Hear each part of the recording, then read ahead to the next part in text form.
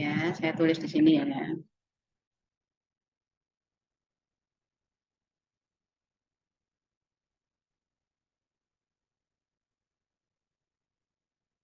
Nah, jadi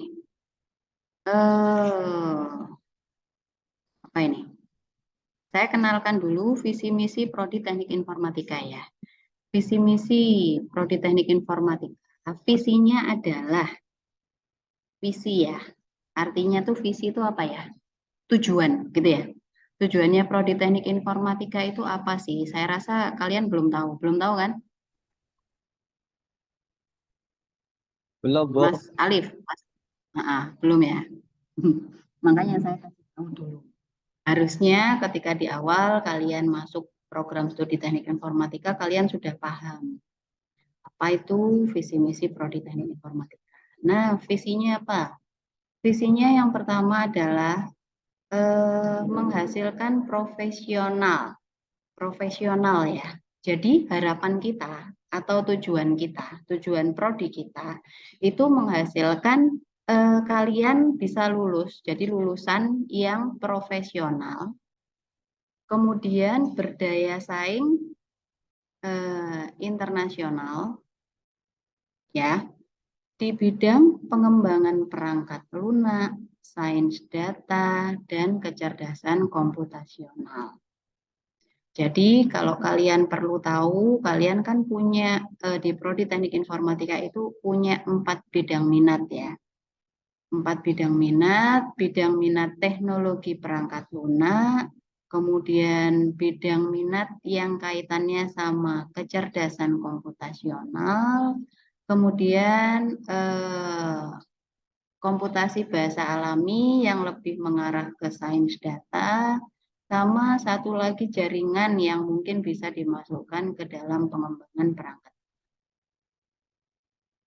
Sudah. Jadi kita punya 4 bidang minat gitu ya.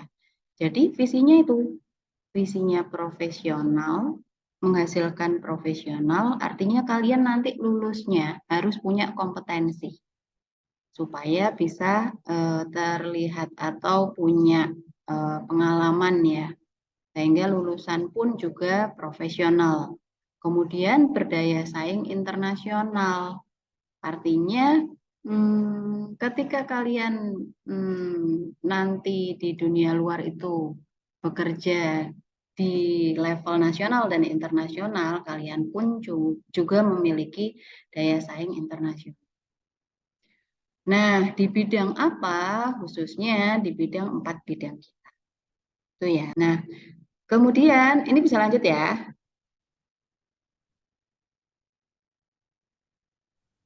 Lanjut, Ibu. Nah, kemudian kita punya misi. Misi itu sesuatu yang dijalankan untuk mencapai visi, gitu ya. Apa saja? Yang pertama adalah melaksanakan proses pembelajaran berbasis outcome, berbasis project, atau problem based. Jadi mata kuliah yang kalian ikuti itu pasti basisnya ada outcome-nya. Outcome-nya itu bermanfaat bagi kalian ke depan gitu ya. Contohnya aja mata kuliah bahasa Inggris, mata kuliah PAI itu basisnya adalah outcome. Kemudian yang lainnya yang berbasis project atau problem base itu arahnya ke hard skill yang atau mata kuliah hard skill keahlian ya. Jadi bidang minat mata kuliah pilihan dan segala macam mata kuliah wajib beberapa juga arahnya ada yang project sama problem based. Nah, kemudian yang kedua melaksanakan penelitian dan publikasi informatika. Nah, jadi yang pertama adalah pembelajaran, yang kedua adalah penelitian. Sehingga arah penelitiannya ke arah tugas akhir. Kalian diarahkan untuk melakukan riset atau meneliti yang bisa dituliskan dalam skripsi. Itu terutama di bidang pariwisata, pertanian, pendidikan, dan kesehatan. Kayaknya beberapa data mahasiswa skripsi itu mengarah ke sini gitu ya. Dan 1, 2, 3, 4 ini adalah sektor unggulan dari Universitas Trunajaya Madura. Ada 6 sektor. Nah, kita beberapa masuk di sebagai data dari teknik informatika. Tapi arahnya yang ada di Kepulauan Madura. Jadi tidak mengharuskan kalian untuk melakukan riset atau mengambil data terkait dengan ini yang ada di Pulau Madura gitu ya. Tapi harapan kita sebagian besar itu menyelesaikan permasalahan yang ada di lokal Trunajaya, yaitu di lokasi Madura. Nah, kemudian yang ketiga adalah melaksanakan pengabdian. Jadi pengabdian apa yang mahasiswa lakukan? Pengabdian yang ada kaitannya dengan apa ya, terjun langsung ke masyarakat ya. Jadi di sekarang ada beberapa kegiatan pengabdian untuk mahasiswa selain KKN. Ada MBKM desa juga arahnya ke arah pengabdian. Kemudian ada juga yang ikut pengabdian dosen gitu ya. Jadi ada beberapa konsep pengabdian. Kemudian yang keempat adalah melaksanakan kerjasama dengan semua pihak. Nah, mungkin kalau prodi itu ada kerjasama. Kalau kemarin kita bahas MBKM juga bekerja sama dengan beberapa orang. Itu ya. Jadi misi ini bukan hanya dilaksanakan oleh dosen saja, tapi juga oleh mahasiswa. Itu. Jadi arahnya kalian mengikuti kegiatan ini. Ya, terutamanya yang nomor 1 ya. 2 untuk bisa lulus. 1, 2, 3 lah. Untuk yang nomor 4 itu arahnya ke dosen mungkin. Atau bisa satu organisasi hematif yang kerjasama dengan beberapa narasumber ya untuk kegiatannya. Itu, jadi inilah visi dan misi Prodi Teknik Informatika. Jadi nanti kalau ditanyain visi misi Prodi Teknik Informatika, pernah ada sosialisasi? Enggak, pernah lah. Kemudian tahu enggak? Tahu gitu ya.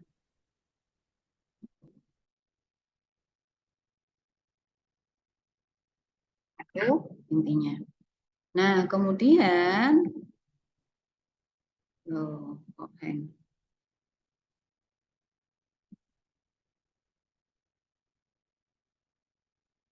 Ya, ini kok berantakan. Saya hapus dulu. Kemudian dari visi misi ini untuk yang pertama itu kan kalian pastinya melakukan pembelajaran ya. Nah, jadi di semester genap apa saja yang mungkin kalian lakukan?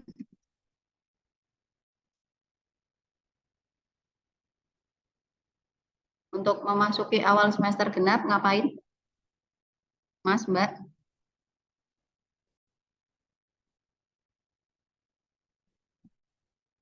Ayo.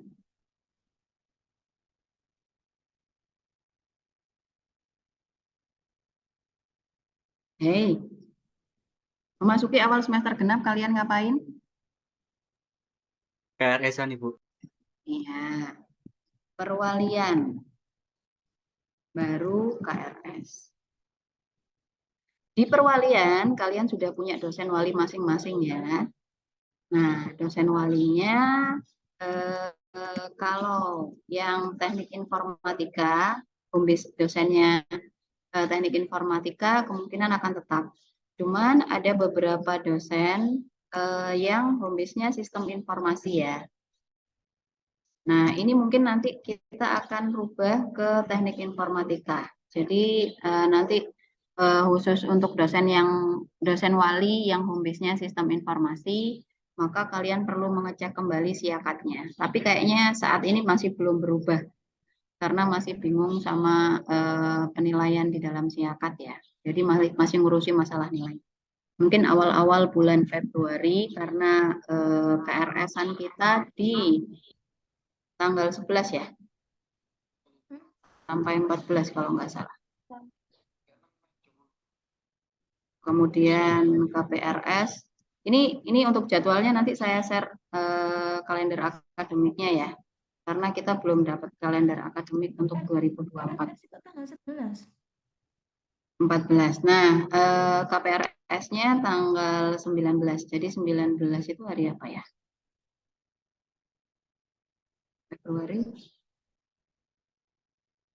Ya, 19. Oh, salah, 12 sih ya. Ini Februari.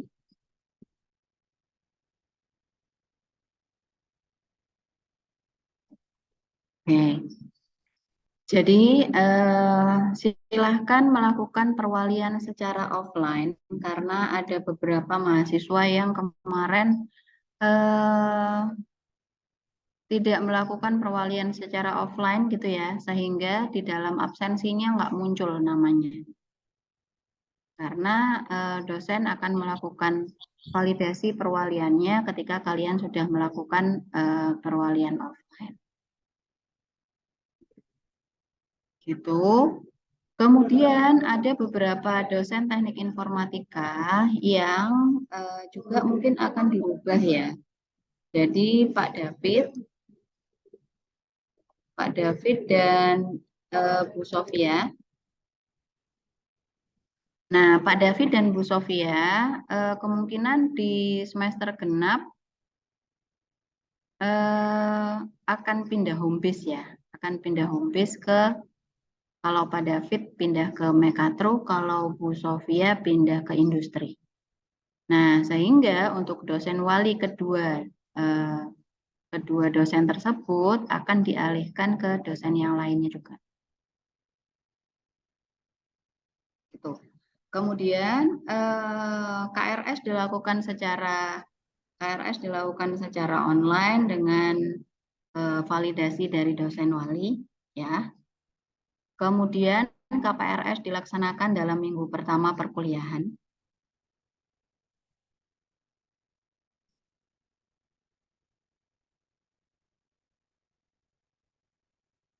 Ini saya rubah di sini deh, perwalian.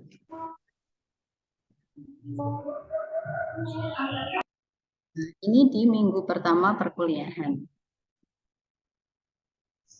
Izin mencocokkan dengan kalender akademik Ibu.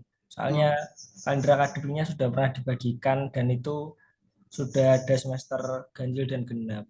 Oh, Kalau sudah ada. kalau di tahun 2024 itu konsultasi pengesahan dan KRS itu tanggal 12 sampai 16 Ibu. Oh, 12 sampai 16. KPRS-nya tanggal 19 sampai 23 Februari. Oke, tuliskan sini yang lengkap ya, Mas Amam ya. 23 ya. Ya, Ibu. Lalu untuk pembayaran dan penyusunan KRS itu 5 sampai 16.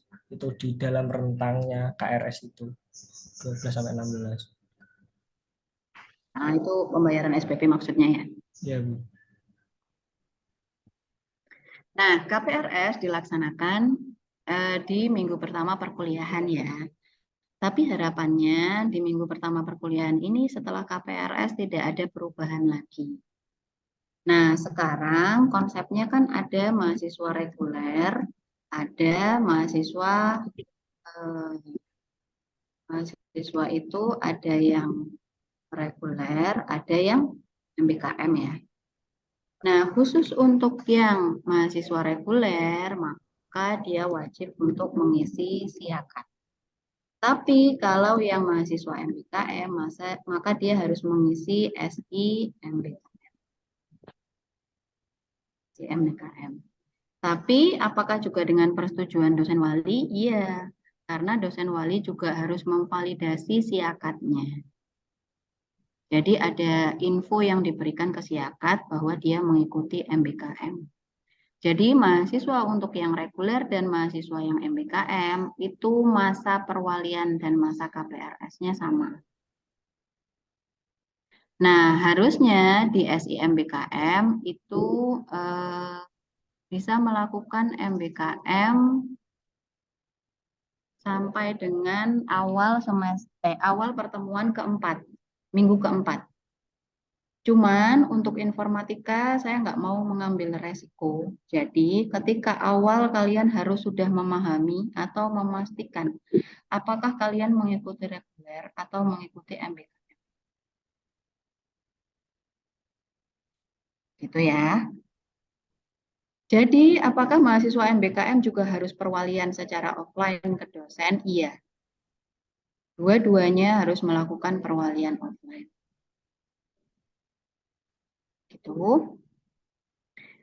Nah, kemudian kemarin kita sudah membahas di dalam rapat prodi ya, kaitannya dengan dosen wali sebagai dosen pembimbing. Jadi khusus untuk mahasiswa yang belum lulus ya, mahasiswa yang belum lulus kecuali angkatan 17 dan angkatan 18. Maka dosen wali itu diharapkan bisa menjadi dosen pembimbing. Dosen pembimbingnya dosen pembimbing apa saja? Bisa dosen pembimbing kerja praktek, kemudian dosen pembimbing BKM misalkan, atau dosen pembimbing aktivitas yang lainnya, lomba atau apa. Lomba. Kemudian, untuk PKM enggak sih? Untuk PKM karena terdiri dari beberapa orang ya. Jadi dosen pembimbingnya enggak akan mungkin sama. Kalau PKM kan kemungkinan ada 4 orang. 4 orang itu belum tentu punya dosen wali yang sama kan. Nah, akhirnya untuk PKM tidak diharuskan dosen wali sebagai dosen pembimbing. Dosen pembimbing kerja praktek, dosen pembimbing lomba. Lomba pun kalau dilakukan secara berkelompok juga seperti itu. Kalau secara individu maka tetap dosen. Nah, dosen pembimbing MBKM dan dosen pembimbing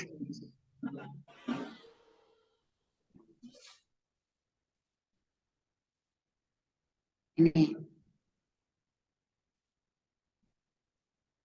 ya. Jadi diperhatikan bahwa dosen walimu nanti akan menjadi dosen pembimbingmu selama kamu studi sampai dengan selesai.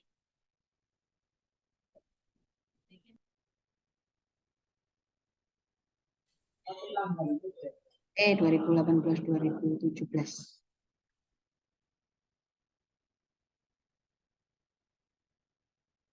Tuh, 2018 dan 2017. Jadi kalian nggak usah susah-susah nyari dosen pembimbing kerja praktek siapa, lihat dosen walimu. Dosen pembimbing lomba siapa, lihat dosen walimu siapa. Kemudian dosen pembimbing MBKM juga silahkan melihat dosen walimu. Kemudian dosen pembimbing skripsi. Dosen pembimbing skripsi ini kan ada 2 orang ya, DP1 dan DP2. Nah, dosen wali itu bisa dijadikan sebagai DP1 ataupun DP2. Jadi tergantung kalian. Misal Bu, karena dosen wali saya Prof. Arif misalkan ya, Prof. Arif itu fokusnya ke image Bu.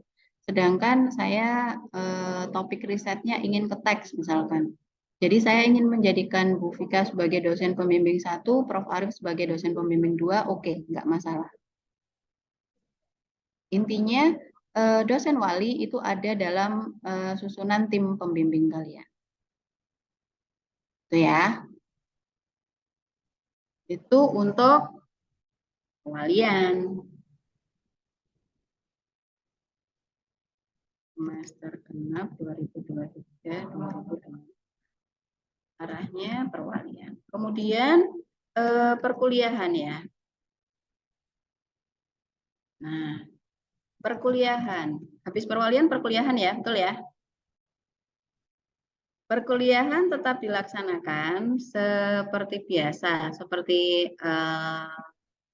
seperti biasa kalian kuliah ya. Jadi ada MK MK yang non praktikum,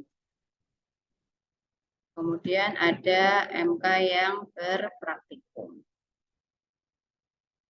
Perlu diingat bahwa kalian akan mengikuti perkuliahan minimal, kalau yang sekarang minimal 144 SKS sampai dengan 146 SKS.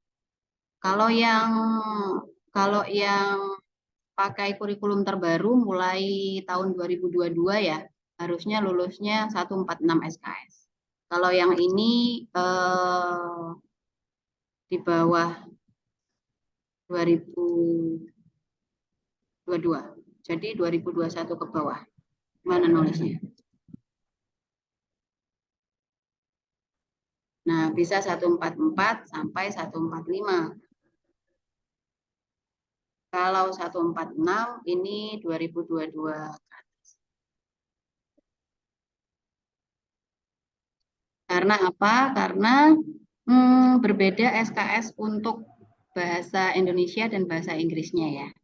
Untuk 2021 ke bawah itu bahasa Indonesianya dan bahasa Inggrisnya ada yang pakai 22 SKS, pakai kurikulum 2020 itu berarti 22. Kemudian pakai kurikulum Merdeka itu 23. Jadi 144 dan 145. Kalau yang pakai kurikulum 2022 itu sudah 3 SKS, 3 SKS. Apa aku salah ya Mas ya? Bentar, saya lihat balik kayaknya. Kurikulum sama.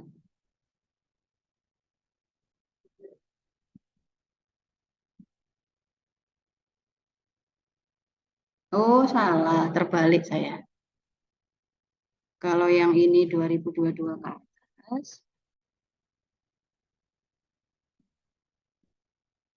144, karena bahasa Indonesia sama bahasa Inggrisnya 2 SKS, terus 145 sampai 146 itu 2021 ke bawah. Karena yang lalu bahasa Indonesia dan bahasa Inggrisnya itu mencapai 3 SKS. Apa ya? Nah, artinya apa? Apakah saya boleh, Bu, melebihi 144? Boleh, malah lebih bagus. Cuman perhatikan, kalian harus melihat ya, mata kuliah wajibnya sudah terpenuhi atau belum. Yang namanya wajib berarti wajib diambil, yang namanya pilihan itu bisa memilih. Kecuali mata kuliah yang dulu mungkin wajib sekarang jadi pilihan gitu ya. Nah, kalian lihat untuk apa namanya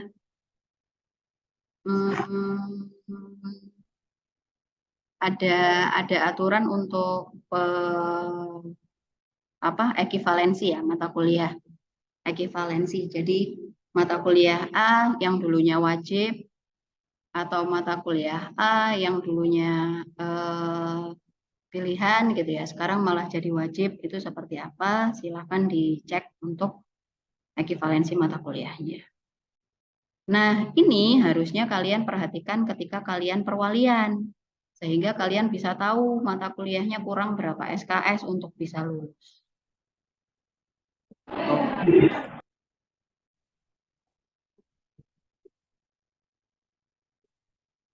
Oke, mungkin nanti ini awalan ya. Nanti kalau misalkan ada pertanyaan mengenai perwalian perkuliahan, bisa ditambahi datanya. Nah, setelah perkuliahan, dalam perkuliahan itu ada evaluasi akhir ya. Ada evaluasi perkuliahan. Nah, harusnya setiap akhir semester kalian diminta untuk mengisi kuesioner. Nah, makanya kemarin kita masih meminta ya si akad itu untuk memasukkan kuesioner. Jadi ketika kalian belum mengisi kuesioner evaluasi perkuliahan, maka kalian tidak bisa mengisi KRS. Tapi sementara karena belum sinkron, maka kuesionernya menggunakan Google Form ya. Nah, jadi nanti di akhir perkuliahan, dosen-dosen mata kuliah akan memberikan informasi bahwa kalian harus mengisi kuesioner. Nah, harapan kita kuesionernya terisi full. Jadi semua mahasiswa mengisi kuesionernya tiap MK. Tujuannya apa? Supaya bisa kita lihat ya, bisa kita perbaiki kekurangan perkuliahan yang kemarin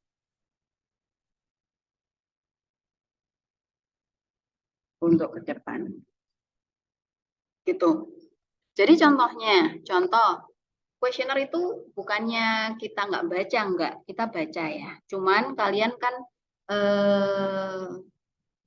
kalian apa nggak ada namanya kan ya, yang perlu dimasuk, nggak ada nama mahasiswa, nggak ada NIM juga di situ. Jadi sejujur-jujurnya kalian menulis untuk evaluasi perkuliahan supaya perkuliahan kita bisa lebih baik dari sebelumnya. Nah, contohnya aja kemarin kalian sudah mengisi kuesioner, kita sudah menganalisa gitu ya, Prodi sudah menganalisa hasil dari tim untuk yang mengevaluasi itu sudah memberikan report pada Prodi. Dosen-dosen yang penilaian oleh mahasiswanya itu kurang, itu kita panggil secara personal, kemudian kita informasikan bahwa ada kekurangan dari sini, sini, sini. Nah, harapannya mereka bisa atau dosen-dosen bisa introspeksi diri. Ya. Nah, itu dari kita. Cuman untuk kalian juga harus evaluasi diri. Evaluasinya dari mana? Dari nilai perkuliahan. Kalian juga harus mengevaluasi diri kalian itu kurang apa sih gitu ya.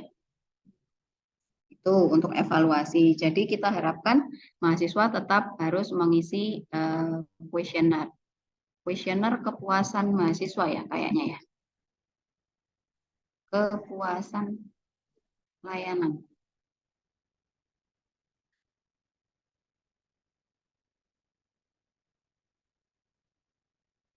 Gitu. Nah, ke depan kita masih melihat gitu ya, penting atau enggak kita melakukan evaluasi di tengah semester.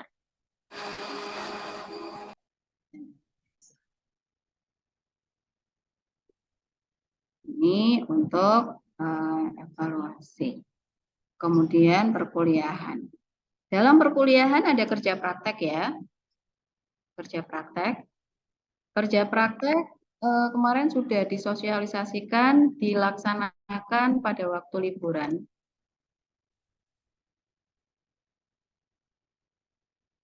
Laksanakan pada waktu liburan semester. Kemudian saya minta tolong Himatif untuk mendata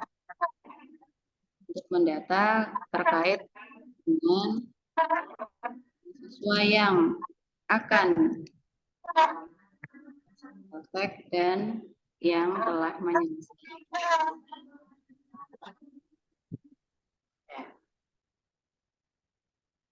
Nah, kemudian selain kerja praktek juga ada MBKM. MBKM dilaksanakan selama 1 semester. 1 semester itu berapa bulan?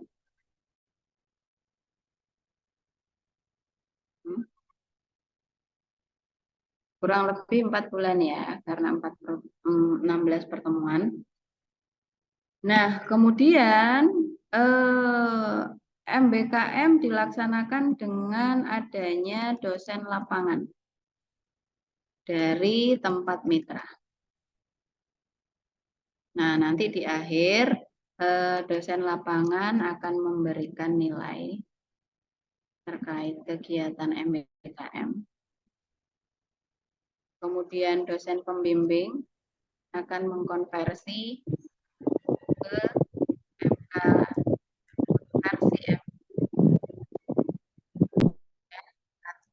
akan menginputkan nilai di SIMBKM maupun siakan. Udah, itu kaitannya sama MBKM. Kemudian evaluasi. Nah, poin yang baru bagi kalian, ini pelaksanaan perkuliahan sudah ya. Poin yang baru bagi kalian adalah skripsi. Jadi kemarin ada beberapa perubahan terkait dengan dokumen yang dikumpulkan pada waktu skripsi ya. Dokumen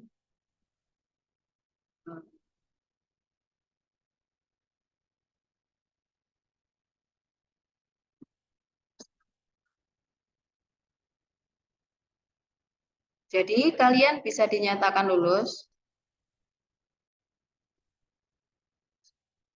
Kalian bisa dinyatakan lulus untuk bisa masuk yudisium jika kalian sudah memperoleh ACC dari 3 penguji.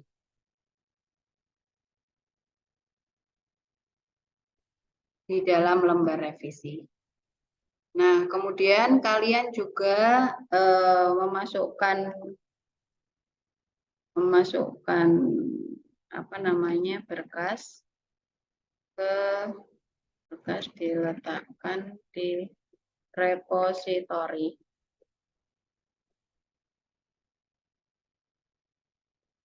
Kemudian kalian juga harus memiliki sertifikasi kompetensi. Kemudian kalian juga harus punya video pendek. Video pendek durasi 3 sampai 5 menit. Video terkait dengan pengerjaan skripsinya. Dan ini nanti akan dikelola oleh Normatif untuk dimasukkan ke dalam YouTube-nya Prodi gitu ya. Jadi nanti Prodi punya YouTube yang isinya adalah video-video pendek dari pengerjaan skripsi kakak-kakak tingkat kalian, sehingga kalian bisa mengakses atau melihat sekedar referensi gitu ya, bagaimana sih pengerjaan skripsi itu, sampai sejauh apa sih skripsinya gitu ya. Maka bisa dilihat di situ. Cuman aksesnya hanya untuk Trunojoyo, email Trunojoyo. Sudah. Kemudian ada poster ukurannya adalah A3, dicetak dan file. Nah, tujuannya apa? Nanti poster akan dipilih oleh dosen-dosen bidang minat masing-masing ya. Nanti yang bagus atau penelitian yang mereka atau kita rasa bagus ditempelkan di dinding laboratorium riset. Gitu. Sehingga kalian selain bisa melihat video, kalian juga bisa melihat poster yang tertempel di dinding laboratorium riset. Itu 2, 3, 4. Nah, yang satu lagi adalah draft. Draft jurnal. Ini yang kemarin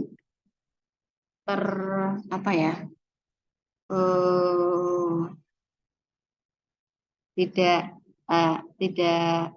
sempat hilang ya, karena yang lalu mahasiswa diminta untuk membuat bentuk draft jurnal, tapi sebelum jadi ketika saya masuk lagi setelah aktif kembali gitu ya dari studi, ternyata kok udah nggak ada draft jurnal lagi. Nah, mulai sekarang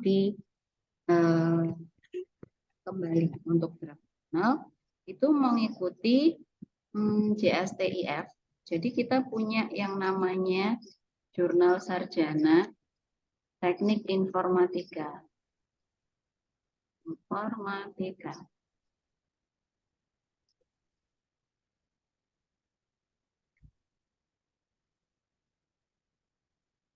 Jurnal Sarjana Teknik Informatika. Nah, nanti draft jurnalnya bisa mengikuti JSTIF itu. Atau bisa jurnal yang formatnya ya, draft jurnal format. Mengikuti jurnal yang direkomendasikan oleh dosen pembimbing. Gitu. Jadi ada jurnal sarjana teknik informatika, kemudian jurnal yang direkomendasikan oleh dosen pembimbing. Yang mana terserah, bisa dipilih. Kalau misalkan dosen pembimbingnya tidak merekomendasikan, kalian bilang bahwa akan dibuat dalam bentuk format JSTIF. Gitu ya. Nah, yang JSTIF ini nanti diserahkan ke prodi untuk bisa dipublikasi. Karena punyanya teknik informatika. Kalau jurnal yang direkomendasikan oleh dosen pembimbing ini tidak perlu dipublikasikan di prodi, jadi silakan disubmit ke tempat yang direkomendasikan oleh DP atau diserahkan ke dosen pembimbingnya masing-masing. Nah, sehingga dengan adanya draft jurnal atau format yang sifatnya adalah wajib bagi mahasiswa TIF, untuk yang mau yudisium, kalian diharapkan tidak mensubmit skripsi ke portal tugas akhir punyanya perpustakaan ya, tapi membuat surat pernyataan dispensasi jurnal. Tapi membuat surat pernyataan dispensasi jurnal.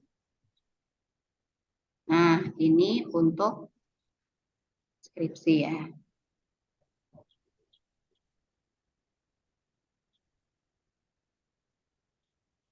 Kemudian yang baru lagi adalah poin keaktifan mahasiswa. Ini diterapkan di tahun 2023 bagi indeks keaktifannya. Untuk yang 2017 sampai 2022 tetap berlaku, cuman tidak menggunakan indeks keaktifan.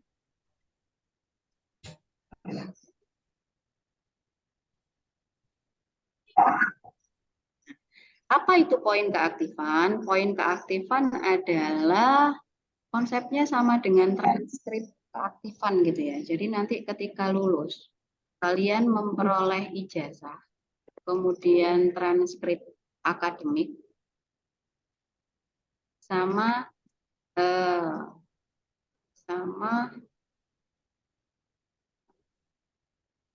surat keterangan pendamping ijazah. Nah, keterangan pendamping ijazah ini adalah keaktifan. Gitu. Jadi nanti ketika lulus, kalian bisa memperoleh ijazah, kemudian ada transkrip akademik, kemudian keterangan pendamping ijazah. Nah, dilihat dari poin keaktifan. Baru ya? Baru. Ini berapa orang? 97. Oke. Nah, tujuannya apa? Poin keaktifan mahasiswa. Kalau kita lihat sebenarnya, saya stop share ya. Saya share ini. Oke. Jadi pada tahun 2022 itu ada keputusan Rektor Universitas Trunojoyo Madura. Terkait tentang apa? Terkait dengan kurikulum kemahasiswaan. Kurikulum kemahasiswaannya terkait dengan apa? Terkait dengan ini pertemuannya. Halaman berapa ya?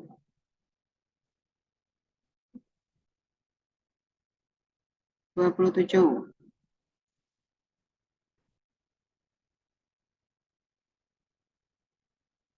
Nih. Terkait dengan penilaian kegiatan kemahasiswaan. Kalau saya bilang ini adalah poin keaktifan. Jadi nanti ada penilaian terhadap prestasi, ada penilaian terhadap prestasi dan keaktifan mahasiswa. Dan masing-masing prestasi dan keaktifan itu ada bobotnya. Ya, jadi ada bobot satuan kredit prestasi. Nah, di sini sudah ada satuan kredit prestasinya. Jadi ada kegiatan wajib. Kegiatan wajibnya meliputi pengenalan kehidupan kampus sama pembentukan karakter. Jadi untuk mahasiswa baru harusnya kalian mengikuti kegiatan mahasiswa baru yang namanya PKK Maba di tingkat universitas. Itu kalian dapat poin 20. Nggak tahu, Mas Hamam, ini ada sertifikatnya nggak mahasiswa mengikuti kegiatan pengenalan kampus ini? Ada Ibu, di Ya, akhir dapat sertifikat buat bukti betul. kelulusan biasanya. Ya, itu kalian simpan. Itu kalian simpan sendiri. Kemudian ada yang PKKM fakultas. Ya, itu ada poinnya juga 10. Namanya wajib ya, jadi harus diikuti. Kemudian ada kegiatan wajib juga yaitu pembentukan karakter. Ketika ada kegiatan yang ada kaitannya sama keagamaan di kampus, jadi misalkan ada seminar tentang keagamaan gitu ya, kalian bisa ikuti. Kalian bisa memperoleh poin 10 di situ. Kemudian yang ada kaitannya sama kebangsaan, nah kalian ikuti. Nanti akan ada poin 10. Bu, misalkan nggak ada kebangsaan gimana? Nggak apa-apa. Kalau misalkan nggak ada, nanti kita mengambil yang keagamaan, bahasa, dan kewirausahaan. Tapi saya rasa karena ini programnya universitas, pasti nanti akan ada universitas mengadakan kegiatan yang kaitannya sama pembentukan karakter.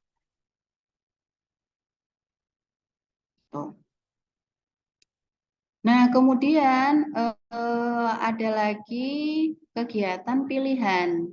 Nah, kegiatan pilihan ini banyak nih, mulai dari pengurus organisasi. Jadi ketika kalian mengikuti organisasi, nanti di sini kan ada. Nanti ini saya bagi ya, supaya kalian bisa membaca sendiri. Misal pengurus organisasinya di tingkat prodi gitu ya, sebagai ketua himatif misalkan, kalian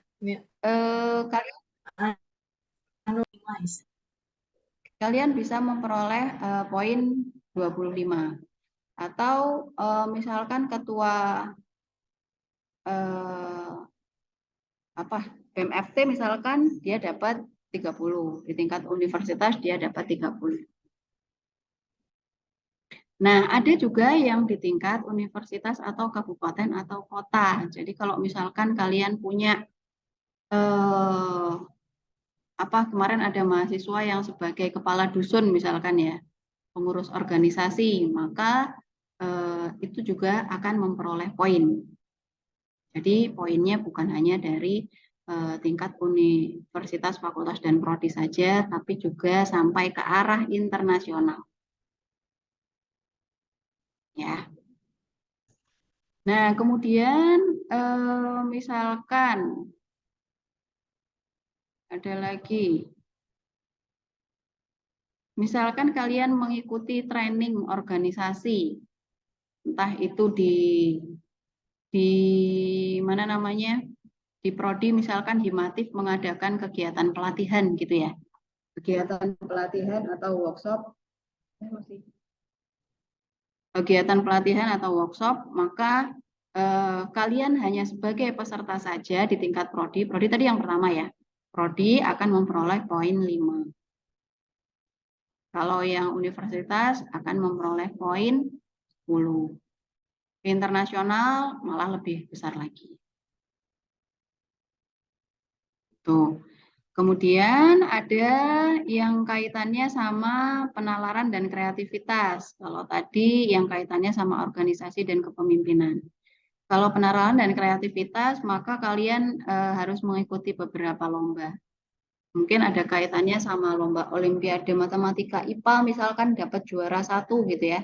Tapi untuk yang prodi pasti tidak ada, yang fakultas pasti tidak ada, yang ada di tingkat universitas dan seterusnya. Bahkan untuk yang PKM pun juga ada. Ini program kreativitas mahasiswa atau PKM. Kalau di tingkat prodi saja tidak memperoleh poin, tapi kalian terpilih seleksi di tingkat universitas itu dapat poin 30 gitu. Nah, apalagi yang di tingkat internasional. Kalau PKM-nya sudah sampai level nasional, lolos ya, nasional, maka memperoleh poin 100. Nah, kemudian ada lagi pemilihan mahasiswa berprestasi. Misalkan kalian dapat, maka kalian juga memperoleh poin. Kontes robot atau lomba-lomba kegiatan lomba yang lainnya ya. Gemastik, mungkin ini nggak hanya gemastik saja ya. Nggak hanya gemastik saja, tapi pokoknya pokok kegiatan lomba mahasiswa teknik informatika. Itu dapat poin di situ. Nah, ini kegiatan lomba ilmiah lain yang tidak disebutkan di atas juga memperoleh kredit poinnya.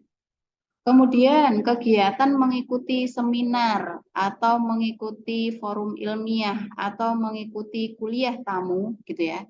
Maka kalau kalian sebagai peserta kalian juga akan memperoleh poin. Gitu. Untuk asisten juga seperti itu, asisten dosen sama halnya dengan asisten laboratorium ya, atau di sini warga lab ya. Kalian juga bisa memperoleh poin 20.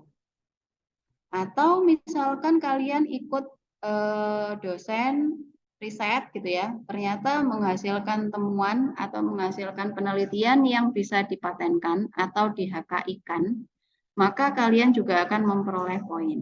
Poinnya nanti dibagi, yang ketua 60%, yang anggota 40% dari poin besar ini. Gitu. Atau kalian melakukan pertukaran pelajar misalkan, tapi pertukaran pelajarannya tingkat nasional ya. Pertukaran pelajar kalian juga memperoleh poin di situ. Atau short course ada apa namanya? Ada ada pelatihan di tingkat nasional dan internasional untuk short course-nya, silahkan diikuti. Nah, kegiatan minat dan bakat dan kegemaran ini di luar akademik ya, di luar akademik seperti kegiatan untuk pekan olahraga, itu juga kalian bisa memperoleh poin. Kemudian kegiatan kewirausahaan, misalkan kalian mengikuti Expo Kewirausahaan, menjuarai gitu ya, atau mengikuti seminar kewirausahaan sebagai peserta, kalian juga punya 1. Nah, tadi ada di yang wajib kan ada 1 ya. Nah, kalau misalkan ikut kewirausahaan, apakah poinnya 2 Bu sebagai wajib dan juga sebagai pilihan? Enggak, kita masukkan ke dalam yang wajib ya. Kecuali seminar kewirausahaannya ada 2 atau 3. Maka yang 1 saya masukkan wajib, yang 2 atau 3 saya masukkan ke dalam pilihan. Tuh, ada workshop pelatihan juga. Nah, kemudian ada kegiatan keagamaan terkait dengan lomba tilawatil Quran misalkan, MTQ, kemudian lomba keagamaan lainnya, nah kalian bisa memperoleh juga. Untuk pengabdian masyarakat pun juga begitu, sebagai panitia bakti sosial di masyarakat, misalkan ada sebagai peserta atau panitia gitu ya.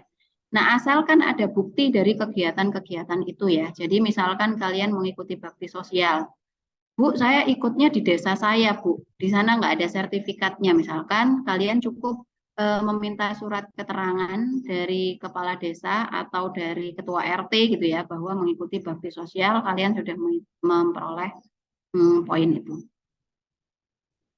Untuk pengembangan karir, misalkan kalian mengikuti program atau mengikuti seminar mengenai potensi diri, talent mapping, kemudian ada masuk ke dalam kelas inspirasi alumni sukses dan segala macamnya, itu juga ada poinnya.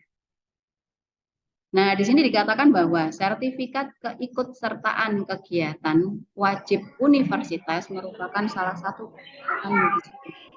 Jadi ada kegiatan wajib tadi kan ya, harus diikuti. Nah, kemudian ada poin, ada predikat satuan kredit prestasi namanya SKP ya kalau di sini ya. Kalau kalau yang IP apa? IPK ya. Kalau yang ini SKP.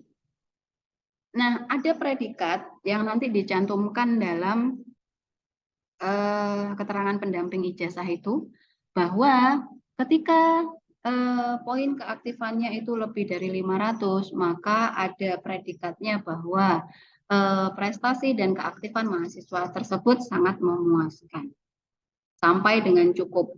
Mungkin nanti kalau di bawah 70 di sini mengenaskan gitu ya. Gitu. Cuman yang saya bilang tadi, predikat satuan kredit prestasi mahasiswa ini berlakunya untuk 2023. Untuk yang 2017 sampai 2022 tetap diwajibkan untuk mengumpulkan poin keaktifan, tapi tidak menggunakan indeks. Jadi nanti cuman tidak ada batas ya, tidak ada batas minimal dan maksimal. Kalau ini kan ada batas minimalnya 70, batas maksimalnya 5. Nah, kalau yang di bawah 2023 itu hanya lampiran saja dia sudah pernah aktif dalam kegiatan. Itu namanya SKP ya. Sudah. Nah, untuk saat ini poin keaktifan itu disimpan dulu masing-masing, kemudian kalian rekap sendiri ya. Kalian rekap sendiri sesuai dengan yang ada di salinan kurikulum kemahasiswaan tadi. Jadi kalian buat tabel sendiri atau mungkin Himatif bisa inisiatif ya untuk membuatkan tabel yang isinya nomor, kemudian ini kegiatannya, kemudian kedudukannya sebagai apa, kemudian poinnya berapa, sehingga bisa direkap poinnya berapa dan juga lampiran untuk bukti keaktifannya.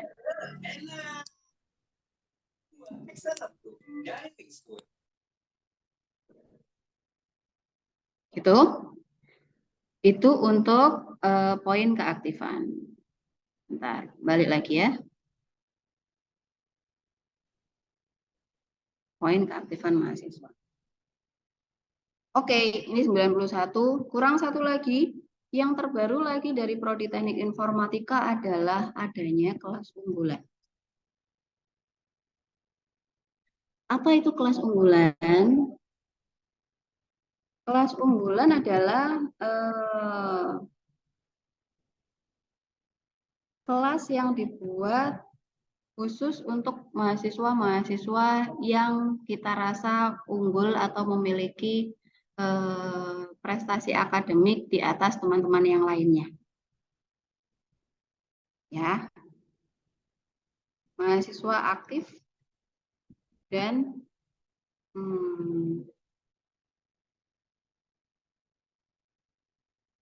prestasi akademiknya tinggi.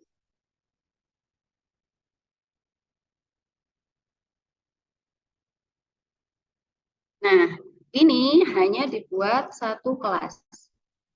Satu kelas saja. Kita berlakukan mulai semester genap semester ganjil besok ya. Jadi setiap semester ganjil kita akan melakukan seleksi mahasiswa. Seleksi mahasiswa ya. Seleksi mahasiswanya otomatis nanti di mahasiswa semester ya, semester 5 dan semester 7. Jadi artinya nanti ada kelas unggulan semester 3, kelas unggulan semester 5, dan kelas unggulan semester 7. Nah, kelas mahasiswa yang sudah masuk di kelas unggulan semester 3, maka akan besar kemungkinan masuk ke kelas unggulan semester 4, 5, 6, dan seterusnya.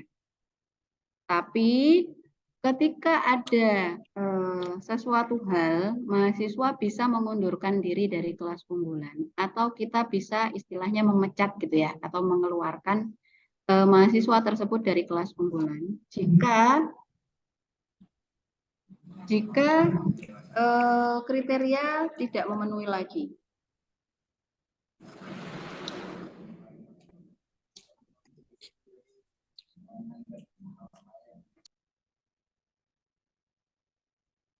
Nah, jadi nanti dalam satu kelas itu, kalian akan ada berapa orang satu kelas tuh? 40-an orang ya. Satu kelas itu mahasiswa-mahasiswa yang level akademiknya kita rasa tinggi ya, tapi bukan berarti merendahkan mahasiswa-mahasiswa yang lainnya, enggak. Kita kumpulkan kenapa? Karena tingkat belajar mereka itu berbeda dengan tingkat belajar yang level menengah ke bawah gitu ya. Supaya mereka bisa meningkatkan potensinya, maka kita meletakkan atau memberikan wadah ke mereka yang namanya kelas unggulan ini dengan asumsi dosen pengajarnya adalah dosen pengajar yang sama dengan yang lainnya. Gitu ya. Tapi mereka diberikan fasilitas yang lebih dari mahasiswa reguler biasa. Jadi nanti kita akan membuatkan kelas khusus untuk kelas unggulan tersebut. Kemudian mahasiswanya akan kita dorong untuk bisa mengikuti kegiatan-kegiatan seperti halnya lomba atau seperti halnya kegiatan asistensi yang lainnya ya. Jadi nanti ketika ada pelatihan, kan saya prodi ingin buat bengkel coding ya. Bengkel coding itu maksudnya gini, sama halnya dengan praktikum. Tapi ini praktikum untuk mahasiswa semester yang mau semester 8, jadi semester 7 dan semester 8. Nah, mereka akan dilatih atau bisa bertanya atau konsultasi ke mahasiswa-mahasiswa kelas unggulan ini. Jadi nanti fasilitas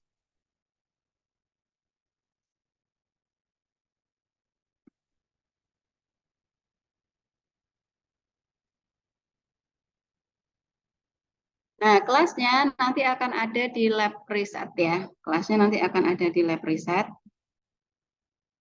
Nah, di sana nanti akan ada fasilitas terkait dengan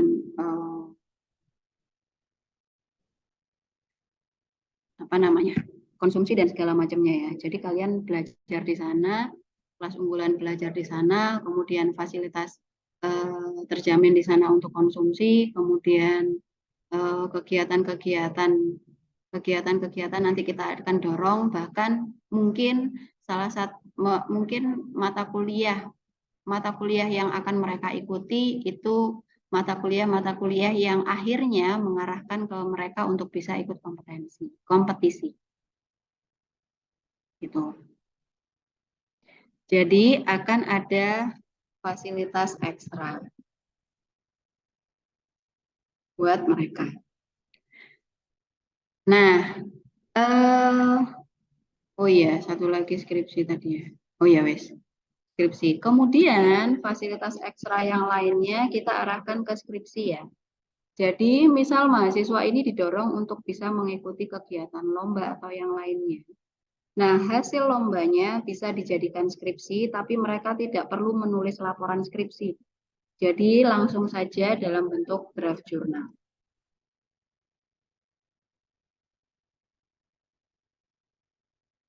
Nah, kemudian mereka harus bisa mensubmit sampai akhirnya publish.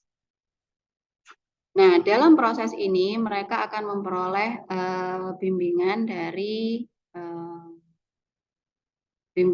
dosen ya, terutama prodi. Kalau dosen wali seperti hal yang lainnya, tapi nanti akan ada tambahan bimbingan dari prodi. Gitu. Nah, bagaimana seleksinya? Akan berbeda dengan seleksi untuk warga lab, tapi mungkin warga lab itu bisa masuk kelas unggulan ya, karena mereka sudah melalui tahap seleksi awal ya. Jadi nanti kemungkinan warga lab akan lebih diprioritaskan untuk kelas unggulan ini. Cuman ada tambahan seleksinya bukan dari mahasiswa warga lab yang sebelumnya. Kalau yang sebelumnya kan warga lab yang sebelumnya. Kalau ini itu seleksinya dari prodi. Nanti akan ada proses, nanti akan ada penjelasan lebih lanjut mengenai kelas unggulan ya, karena kita akan memulai di semester ganjil depan, bukan semester genap ini. Oke, saya rasa sudah informasi yang saya berikan terkait dengan perkuliahan mulai dari awal sampai dengan akhir. Saya serahkan kembali ke Amam ya.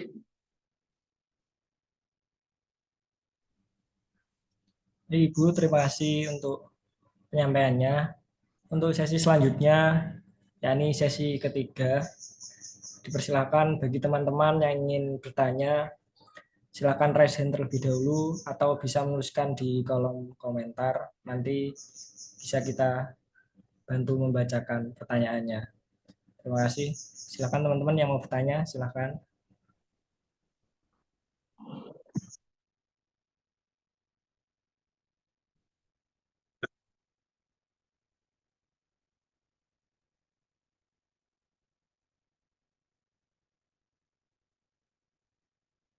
Sudah, nggak ada yang bertanya, mesti arek-arek ini.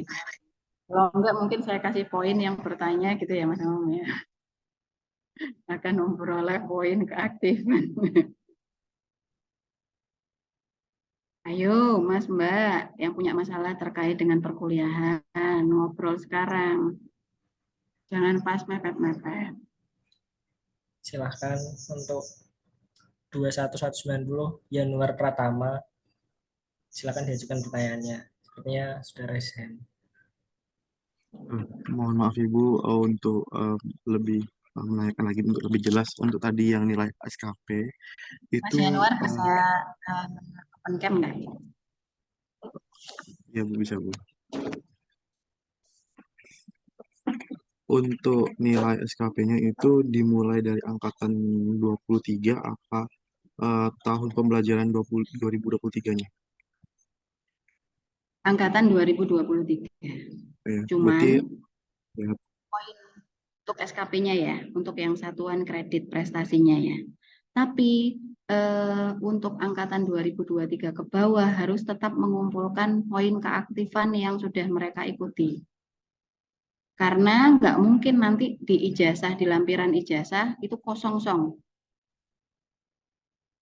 Ya, jadi nanti akan ada, kita sudah rapat sama fakultas, mungkin nanti untuk prodi-prodi yang lainnya juga pasti akan diinfokan, cuman saya nggak tahu ya prodi lain sudah disosialisasikan atau belum. Nah, kesempatan ini saya infokan untuk kalian supaya kalian bisa prepare. Sebelum kalian lulus, kalian kumpulkan poin-poin keaktifan yang mungkin bisa kalian kumpulkan. Sehingga nanti ketika lulus kemudian dapat surat pendamping ijazah, itu nggak kosong. Ya, baik Ibu. Terima kasih. oke. Kenapa kok mulai dari 2023? Harusnya 2022 karena rektornya sudah membuat di tahun 2020. Cuman 2022 kemarin kita belum bereaksi ya. Maksudnya belum mengikuti SK rektor itu. Nah, kita mulainya di tahun 2023.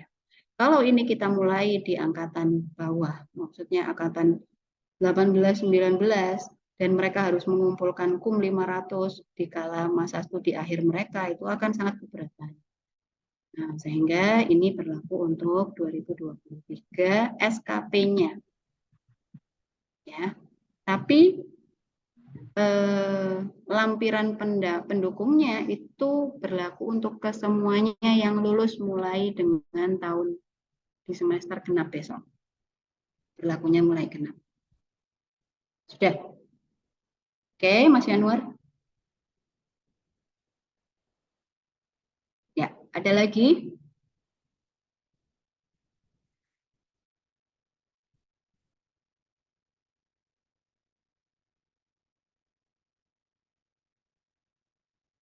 Ada lagi yang bertanya?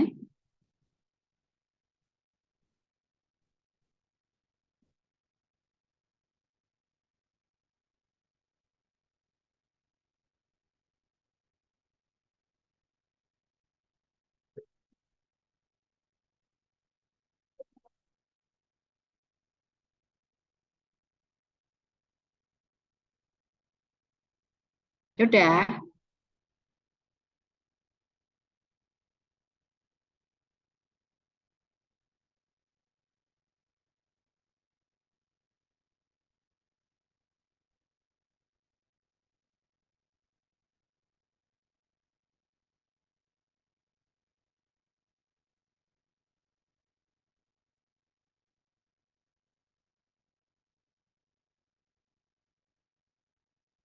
Ada lagi? Sudah?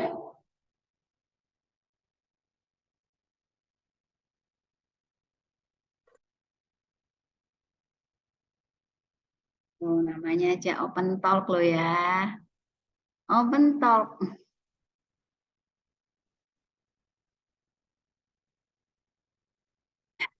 Ya, Mas Irfan. Ayo. Izin bertanya Ibu, mengenai KRS-nya itu apakah ada perbedaan dari tahun sebelumnya atau tetap sama seperti kayak nama dosennya itu tidak terlihat atau bagaimana Ibu?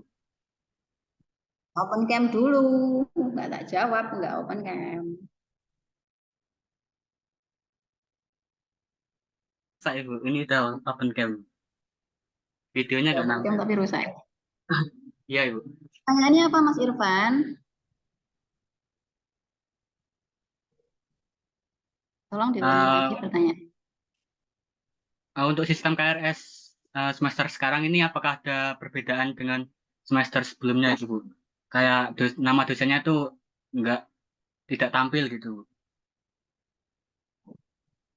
Nggak ada. Nama dosennya nggak ada, Mas.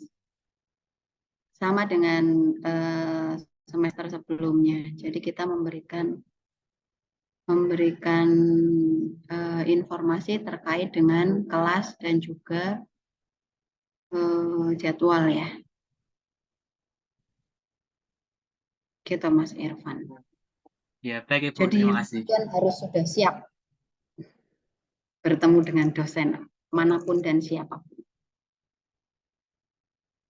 Oke, tapi kalian kan ada KPRS-nya. Kalian akan tahu ketika di awal KPRS. Jadi silakan digunakan KPRS-nya kalau ingin melakukan perubahan. Gitu, Irfan. Baik Ibu, terima kasih Bu. Ada lagi yang lain?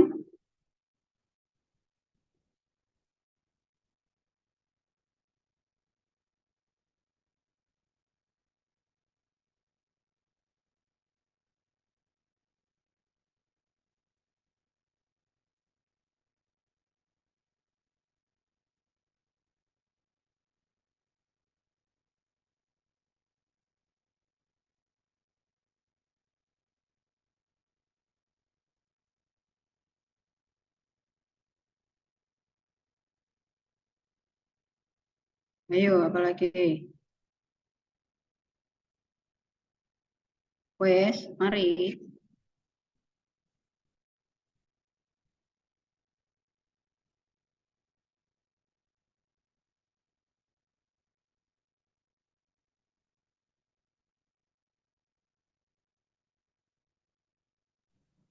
Mungkin jika teman-teman tidak ada yang mau tanyakan lagi, saya izin apakah boleh bertanya, Ibu? Boleh, silakan. Baik, untuk pertanyaannya, tadi sudah membahas kelas unggulan. Nah, tapi Bu Vika tidak menjelaskan bahwasannya kelas unggulan itu nanti berlaku untuk mahasiswa yang KRS reguler atau KRS reguler saja atau yang MBKM juga bisa mendapat kuota itu. Gitu. Berlaku untuk mahasiswa reguler saja atau mahasiswa yang MBKM juga bisa termasuk dalam ini. Terima kasih. Jadi nanti modelnya kalian juga bisa mengikuti reguler ataupun mengikuti MBKM. Cuman di awal kan nggak ada kan ya MBKM ataupun MBKM kan nggak ada. Awal kan reguler semua kan Mas Hamam. Nanti mungkin akan ada di semester 6, 7, 8 kan ya. Nah, jadi ketika di awal mulai dari semester 3, 4, 5 mereka akan mengikuti perkuliahan reguler seperti biasa. Gitu. Sudah? Baik Ibu, terima kasih untuk jawabannya. Ini ada teman-teman yang menanyakan lewat kolom komentar Ibu. Mungkin bisa saya bacakan. Mohon izin bertanya untuk MBKM, apakah ada laporan Ibu? Jika iya, bagaimana teknis laporannya nanti Ibu? Nah, saya izin bantu jawab Ibu. Sebenarnya untuk Nah, laporan itu diserahkan ke dosen pembimbingnya, bukan begitu Ibu? Biasanya dosen pembimbing sudah memiliki formatnya masing-masing. Nah, mungkin Ibu bisa menambahkan jawabannya atau melengkapi jawaban. ya betul. Jadi kewajiban bagi mahasiswa yang ikut kegiatan MBKM adalah mengikuti kegiatan MBKM di tempat mitra, ya. Kemudian melakukan logbook. Jadi menuliskan logbook kegiatan. Logbook kegiatan itu diisi setiap hari aktif dan juga kegiatannya apa, bisa disertai dengan dokumentasi atau foto gitu ya. Kemudian di sebelahnya baru ada tanda tangan dari dosen pembimbing lapangan dan juga dosen pembimbingmu. Nah, mungkin tanda tangannya dirapel aja 1 minggu sekali gitu. Nah, sehingga tidak menghilang begitu saja dalam 4 bulan, tapi tetap melaporkan kegiatannya ke dosen pembimbing. Yang sebelumnya terjadi adalah mahasiswa kembali ketika di akhir. Gitu ya. Padahal ingat yang mengkonversi siapa? Dosen pembimbing. Kalian aktif-aktif di tempat mitra, mitranya mau ngasih nilai bagus pun, kalau dosennya akhirnya mana, kamu nggak pernah ke saya. Ya bisa jadi dosennya memberikan nilai jelek. Nah, jadi dosen pembimbing, namanya pembimbing yang membimbing gitu ya. Kalian harus tetap melaporkan kegiatan kalian. Melaporkannya nggak bisa datang Bu, karena ini seperti jauh tempatnya dan segala macamnya. Nggak apa-apa, kalian tinggal infokan saja ke dosen pembimbingnya. Apakah boleh bimbingan secara online atau bagaimana proses pembimbingannya karena tempat mitranya di sini. Itu ya. Itu laporan logbook penelitian sampai logbook kegiatan. Terus yang ketiga ada laporan. Laporan itu dibuat di akhir kegiatan MBKM. Apa saja yang dilaporkan terkait dengan kegiatan yang sudah dilaporkan. Kegiatan yang sudah dilakukan. Ya. Nah, untuk formatnya tidak ada format pasti, tapi kalau mengikuti format dari LPPM pun juga bisa. Cuman di format LPPM itu kan ada karena arahnya ke MBKM riset ya. Jadi agak berbeda dengan MBKM magang industri mungkin. Nah, di situ kalian menjelaskan kegiatan apa saja yang sudah dilakukan. Beserta mungkin dokumentasinya, bisa screenshotan software yang sudah dibuat atau foto produk yang sudah dibuat gitu ya. Itu diceritakan di situ. Tidak ada format pastinya gitu ya. Nah, itu ada lembar pengesahan yang ditandatangani oleh dosen pembimbing MBKM. Dan mungkin nanti bisa dibuatkan untuk sekarang belum ya, laporannya masih dipegang masing-masing ya. Nah, untuk selanjutnya mungkin saya minta Bu Vivin untuk bisa membuat tempat pengumpulan laporan kegiatan MBKM-nya ya. Gitu. Mungkin ini Mas Hamam, karena laporannya nggak dikumpulin, akhirnya ada yang buat, ada yang enggak gitu kan ya. Nah, nanti saya usul ke Bu Vivin untuk bisa dibuatkan link pengumpulan laporannya, sehingga ada kewajiban bagi mahasiswa menyerahkan laporan dan juga logbook. Kalau logbook di SIM BKM sudah ada kan ya? Kalau laporan yang belum kayaknya. Oke, itu jawabannya Mas Rizky. Baik Ibu, itu berarti berlaku hanya untuk mahasiswa yang magang saja Ibu. Apakah yang studi independen itu termasuk menyerahkan laporan setiap Semuanya Mas, itu termasuk semua kegiatan MBKM-nya Mas. itu? Ya. Ya, baik Bu, terima kasih Bu. Kalau misalkan kegiatan, kalau misalkan dosen pembimbingnya bilang sudah laporan kegiatannya, bolehlah logbookmu dijadikan laporan gitu, nggak apa-apa. Pokoknya ada bentuk laporan kegiatan. Ya,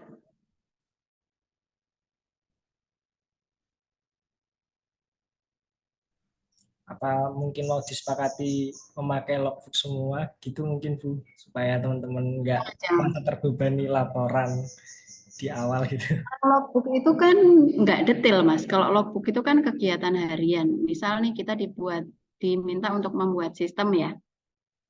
Kita diminta untuk membuat sistem. Nah, untuk hari ini kita ngoprek database-nya, berarti kan screenshotan mengenai database-nya. Kemudian untuk minggu berikutnya mungkin ada feedback dari mitranya. Oh ini jadi laporan dari feedback mitranya, gitu kan ya. Tapi kalau laporan ini kaitannya sama hasil produk yang dihasilkan. Jadi misal cerita mengenai sistemnya itu. Ini sistemnya punya fitur ini. Kemudian perancangannya seperti apa, gitu. Sampai dengan kalian menguji sistemnya dengan data ini hasilnya seperti apa. Gitu, Mas. Baik, Jadi sebenarnya berbeda dua konsep ini, laporan dan logbook kegiatan itu berbeda. berarti nanti teman-teman menunggu informasi dari koordinator MBKM-nya Bu Vivin seperti itu Ibu. Untuk tempat pengumpulan laporannya ya.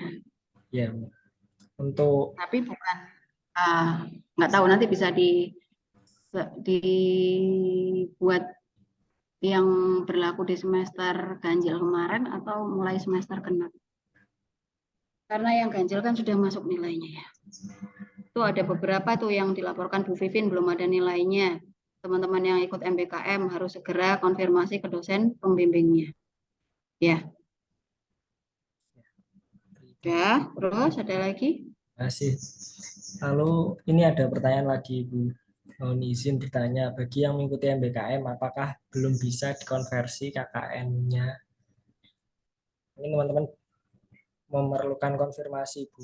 Soalnya ada isu itu kemarin bahwasanya mulai dari semester besok ini beberapa jenis MBKM ada yang nggak bisa dikonversi KKN sama KP gitu Ibu.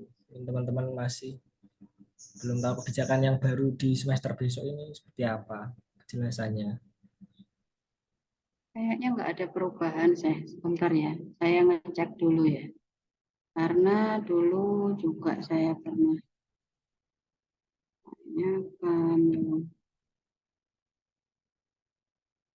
Jadi kalau yang kemarin info yang saya dapat KKN sudah bisa dikonversi kan? Siapa yang ini Mbak Firsa taunya konversi untuk MBKM apa yang nggak bisa dikonversi ke KKN?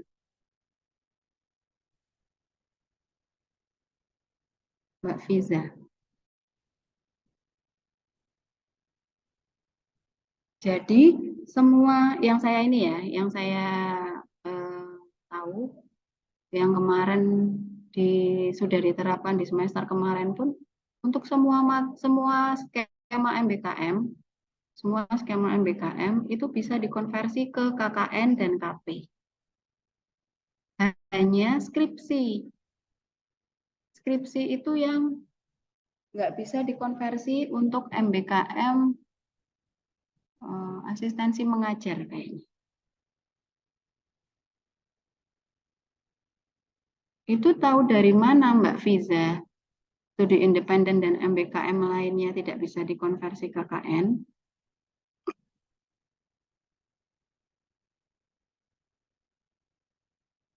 Makanya teman-teman kalau misalkan ada sosialisasi MBKM, sosialisasi KP atau apa, diikuti ya, karena perubahan-perubahan perubahan-perubahan terkait dengan kebijakan-kebijakan itu selalu berubah-ubah ya. Apalagi model kampus Merdeka ini. Ya, bisa Mbak, setahu saya bisa untuk studi independen. Nanti saya tanya Bu Vivin lagi ya, supaya nanti konfirmasinya pasti antara bisa atau enggak. Kalau dari Prodi membolehkan, silahkan untuk dikonversi ke KKN ataupun kerja praktek. Oh, studi independen ini soalnya kan, makanya saya kemarin kan tidak menyarankan kalian untuk ikut studi independen ya. Kenapa? Sama aja dengan kuliah, kalian nggak terjun ke lapangan. Kuliahnya online pula. Nah, gimana bisa dikonversi KKN kalau online seperti itu? Itu maksudnya itu. Jadi kalau dari prodi diperkenankan, tapi kalau basisnya online, Mbak, studi independennya itu tergantung dari dosen pembimbingnya. Ketika dosen pembimbingnya tahu online, kenapa dikonversi KKN, mereka bisa tidak memberikan nilai. Begitu. Ya, gitu. Agak aneh kan? Kalian ikut studi independen, ngikut kuliah gitu, tiba-tiba konversi KKN. Terus dosen pembimbingnya harus memberikan nilai apa untuk KKN-nya, padahal tidak ada hal yang kamu lakukan dengan orang luar. Kalau KKN kan konsepnya pengabdian ya sama KP ya. Nah, kalau magang industri, kalian kan bekerja sama dengan orang lain di tempat kerja. Nah, artinya pasti ada kegiatan model pengabdian di sana. Kalian membantu mereka, kemudian kalian mendengarkan mereka, apa yang bisa dikerjakan dibantu bersama gitu. Itu konsepnya pengabdian. Bisa kita menilainya, karena nanti pasti dari mitra akan memberikan nilai. Oh, komunikasinya baik. Oh, tingkah lakunya baik. Oke, dikasihkan nilai. Jadi yang logis gitu ya, kalau misalkan mau mengambil mata kuliah konversi ya. Meskipun diizinkan, tapi kalian tidak terjun langsung ke lapangan. Artinya studi independennya dengan online ya nggak bisa, Mbak. Nilai KKN-nya mau disiap. Ya, Mbak Fiza. Tapi ada halnya studi independen itu berbasis offline. Nah, itu mungkin yang bisa dikaitkan dengan kegiatan KKN.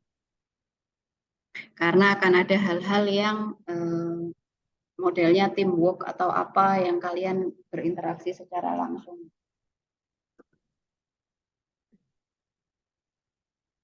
Gitu, Mbak Fiza?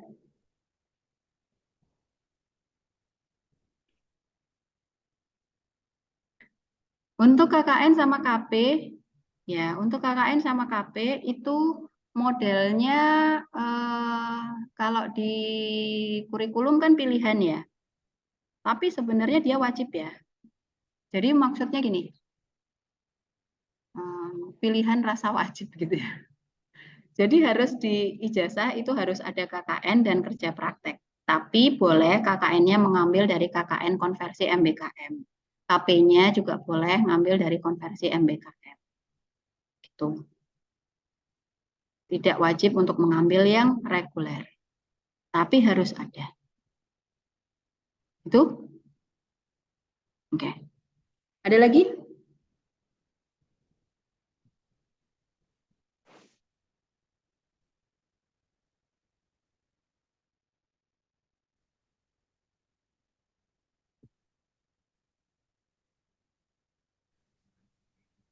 Nanti untuk yang tadi kita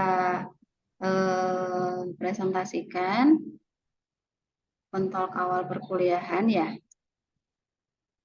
perkuliahan genap, saya share ke Mas Amam, mungkin bisa di share ke yang lainnya ya Mas Amam ya nantinya. Baik Ibu.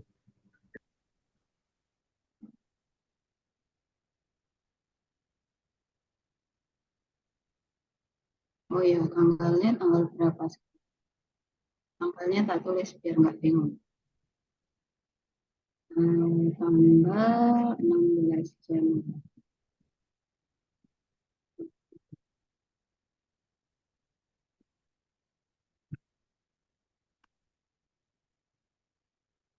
Sama apalagi tadi mengenai SK Rektor untuk keaktifan ya. Iya, Ibu.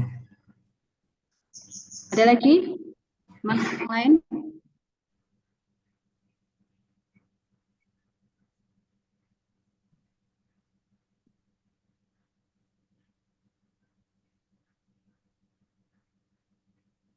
Sepertinya tidak ada lagi, Ibu, pertanyaan.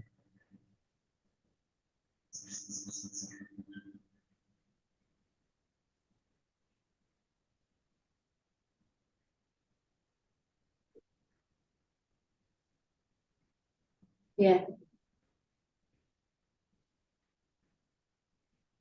koordinator. Sebentar. Saya ini.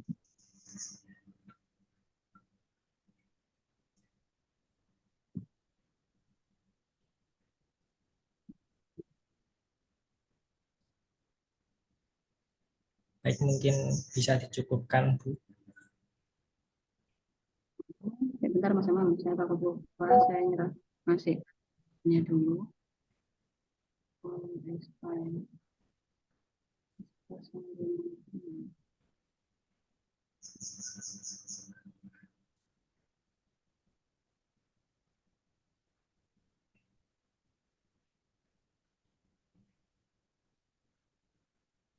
Ya, nanti saya minta tolong Imatif untuk membuatkan format untuk keaktifannya ya, Mas, supaya bisa Baik. di-share ke mahasiswa. Tapi tetap mahasiswa yang mengisi dulu, nanti buktinya dikumpulkan dalam satu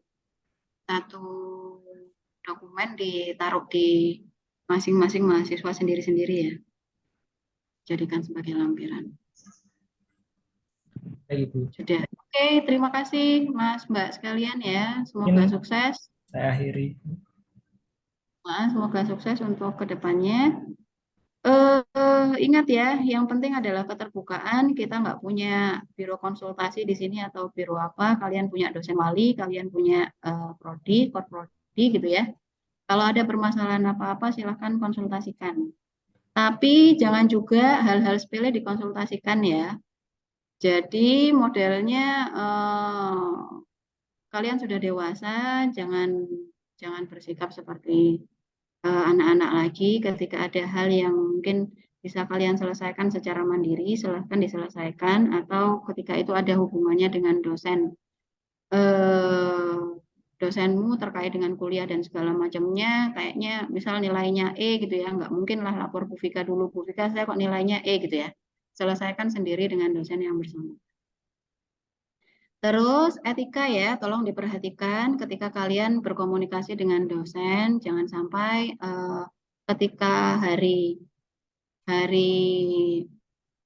ketika hari aktif maksudnya, ketika hari non aktif atau kalian komunikasi saya izinkan hanya di jam-jam aktif kantor ya.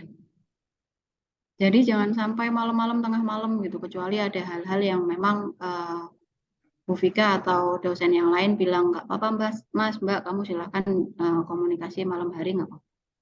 Ada hal urgent gitu nggak masalah. Tapi jangan sampai malam-malam gitu ketika dosen mau tidur ngelihat WA gitu, tahu-tahu ternyata kalian konsultasi masalah apa gitu ya. Berilah waktu istirahat kepada kita gitu. Jadi kalian melihat kalau karyawan punya jam istirahat jam 12 sampai jam 1, jam 16 ke atas istirahat, dosen pun juga pun seperti itu. Kecuali yang bersangkutan mau gitu ya, atau bilang nggak apa-apa, ganggu saya di hari Sabtu atau Minggu gitu nggak masalah. Ya, karena dosen-dosen banyak yang komplain terkait dengan etika kalian dalam berkomunikasi, apalagi sekarang mudah untuk komunikasi jarak jauh ya. Gitu. Oke, terima kasih. Mas Amam, silahkan. Saya kembalikan lagi. Ibu, terima kasih. Tidak terasa kita sudah di penghujung sesi, yakni sesi keempat atau sesi penutup. Alhamdulillah teman-teman dan Bapak Ibu dosen, akhirnya seluruh rangkaian acara atau sesi pada hari ini telah kita lalui bersama. Semoga acara Open Talk ini senantiasa memberikan manfaat bagi kita semua. Kami dari Himatif mengucapkan banyak terima kasih atas perhatian teman-teman dan Bapak Ibu dosen. Mohon maaf apabila terdapat kesalahan dalam kata-kata yang menimbulkan ketidaknyamanan teman-teman dan Bapak Ibu dosen. Saya akhiri. Wassalamualaikum warahmatullahi wabarakatuh. Terima kasih Ibu.